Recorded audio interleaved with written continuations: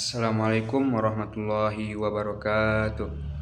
Perkenalkan, nama saya Alvin Kamal dari Prodi Ilmu Al-Quran dan Tafsir dengan NIM 303-2024-020. Di sini saya akan menjelaskan tentang pengertian hakikat urfiyah qassah dan contohnya untuk memenuhi tugas di mata kuliah Majas Al-Quran yang diampu oleh dosen Ustazah Nurul Husna.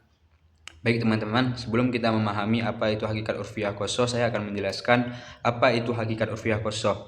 Adapun hakikat urfiyah qassah ini adalah penggunaan suatu lafaz berdasarkan makna yang telah berkembang melalui kebiasaan masyarakat ataupun kelompok tertentu yang mengalami pergeseran dari makna bahasa aslinya menjadi makna yang dipahami secara khusus oleh kalangan tertentu seperti para ulama, ahli nahwu, kemudian ahli hadis. Dengan kata lain, ketika para ahli dalam suatu bidang menggunakan sebuah istilah, maka istilah tersebut memiliki makna teknis yang berbeda dari makna bahasa sehari-hari.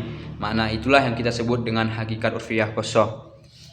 Di sini saya akan memberikan contoh dari hakikat urfiyah qassah ini teman-teman. Saya ambil dari dalam penerapan ayat Al-Quran, terdapat pada surah Quran surah Al-Baqarah ayat 43 yang berbunyi, A'udzu billahi minasyaitonir rajim.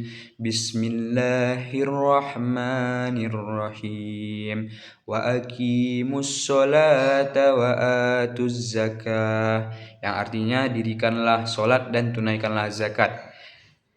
Adapun contoh dari ayat tersebut, saya mengambil dari kata as-sholah. As-sholah ini secara bahasa artinya berdoa teman-teman. Namun di dalam syariat Islam, kata sholat itu memiliki makna khusus, yaitu ibadah yang dimulai dengan tahbiratul ihram, kemudian diakhiri dengan salam, serta memiliki rukun, syarat, dan tata cara tertentu. Kemudian makna khusus tersebut merupakan hasil kesepakatan dari penggunaan para ulama syariat sehingga menjadi hakikat urfiyah qassah. Artinya ketika Al-Quran memerintahkan kita untuk mendirikan sholat, yang dimaksud bukan hanya sekadar doa, melainkan melaksanakan ibadah sholat secara sempurna sesuai ketentuan syariat. Kemudian contoh keduanya saya ambil juga dari ayat tadi, dari kata az-zakah yang berarti secara bahasa bertambah, berkembang, bersih, dan suci. Namun di dalam istilah syariat, zakat ini merupakan sejumlah harta tertentu yang wajib dikeluarkan oleh seorang muslim yang telah memenuhi syarat dan diberikan kepada golongan yang berhak menerimanya. Makna ini merupakan makna khusus yang digunakan oleh para ulama fikih. Dari analisis saya untuk kedua contoh ini dapat dipahami bahwa tidak semua kata dalam Al-Quran itu dimaknai hanya dengan berdasarkan arti bahasa. Sebagian lafaz memperoleh makna khusus melalui penggunaan para ulama syariat.